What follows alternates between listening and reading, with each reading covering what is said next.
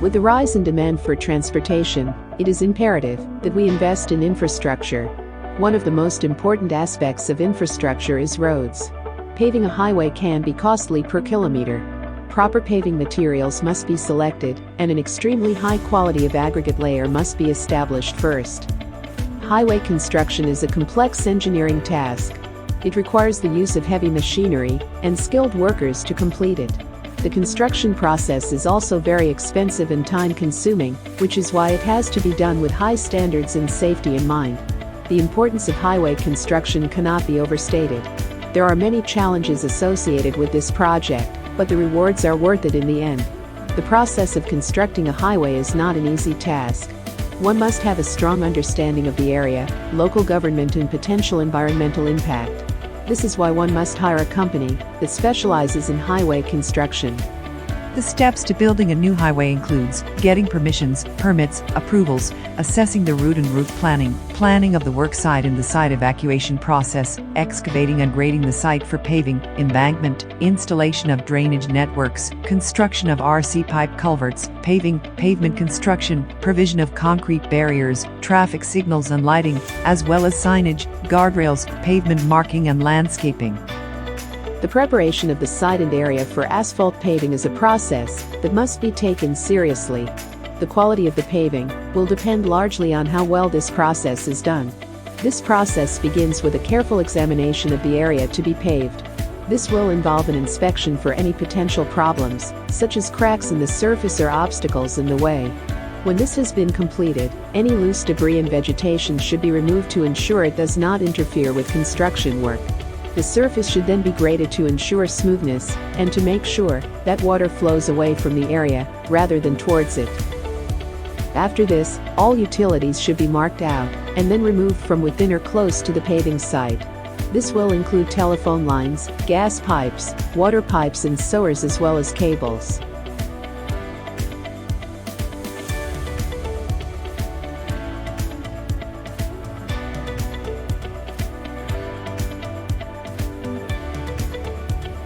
A full fleet of asphalting equipment including dump trucks, asphalt pavers, asphalt rollers, bitumen distributor trucks, bitumen bulk tankers, power brooms, cold planters, and water trucks are all required for paving in the asphalt industry. Asphalt is a material that is widely used for construction and paving. It has been around for more than 100 years, but it has evolved over time. The first asphalt was called macadam, which was made from crushed stone, sand and tar. Nowadays, there are many different types of asphalt, such as hot mix asphalt, cold mix asphalt, liquid asphalt emulsion or microsurfacing materials like chip seal or slurry seal.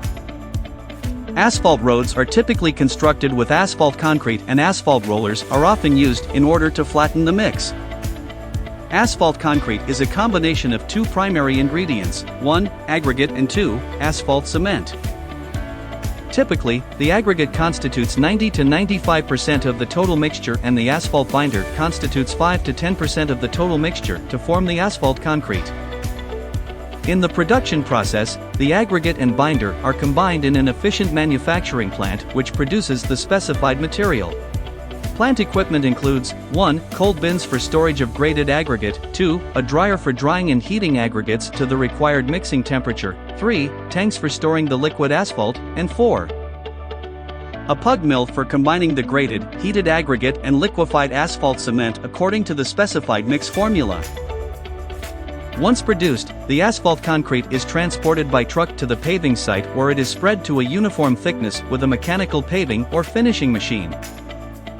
Then the material is compacted to the required degree by heavy, self-propelled rollers, producing a smooth, well-compacted paved course. The paving or finishing machine places the asphalt concrete at temperatures above 107 degrees Celsius. The material should be compacted before the temperature of the mix falls below 80 degrees Celsius to achieve adequate density. Using asphalt cement additives for highway construction project depends on many factors such as cost, construction ability, availability, and expected performance. Asphalt cement additives have been used to improve asphalt paving performance as well as to reduce asphalt pavement distresses such as moisture damage, permanent deformation, and thermal fatigue cracking. the performance of modified asphalt roads is expected to be more stable at warmer temperatures and more flexible at colder temperatures. Nanomaterials become a permanent part of the highway construction, and the degree of modification depends on the modifier property, nanocontent, and nature of the asphalt cement. The addition increment of nanoclay and base bitumen has increased the stiffness of the asphalt, which improves stability to withstand the permanent deformation, and increase the indirect tensile strength, which leads to improving the aging resistance. Such improvements will increase the durability and the cycle life of the asphalt roads, which will reduce the cost of maintenance and repairs, and also make the asphalt cement easy to work with in hot areas, since the viscosity has increased. Asphalt cements have a very intricate and fickle chemical composition, which lie on the origin of the raw petroleum or petroleum from which they are derived and the processing to which they have been endured. They are composed of high molecular weight hydrocarbons and some elements such as sulfur, nitrogen, oxygen, or trace metals. Some elements like oxygen, nitrogen, sulfur, and/or trace metals in asphalt cement still have a substantial effect on the physical and rheological deformation properties of the material in spite of their relatively small content. Because asphalt cements contain such a large number of molecules with differing chemical composition and structure, complete chemical analysis is obviously impractical, if not impossible. Commonly, therefore, an asphalt cement is separated into a small number of component fractions, firstly on the base of the size and the reactivity and/or polarity of the various kinds of molecules present. And then it can be analyzed.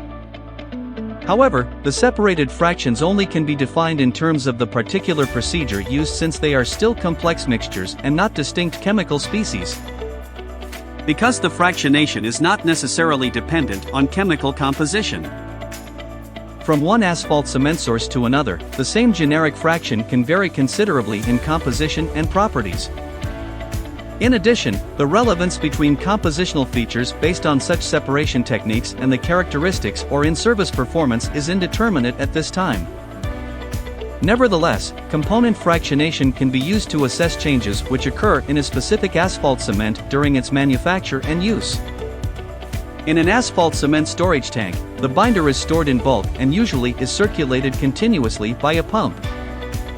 During this time, the occurrence of aging and hardening should be minimal. However, in the laboratory, the asphalt cement can be heated in an oven for various periods of time and, as a result, laboratory samples may undergo more aging because they are usually handled in small quantities in open containers.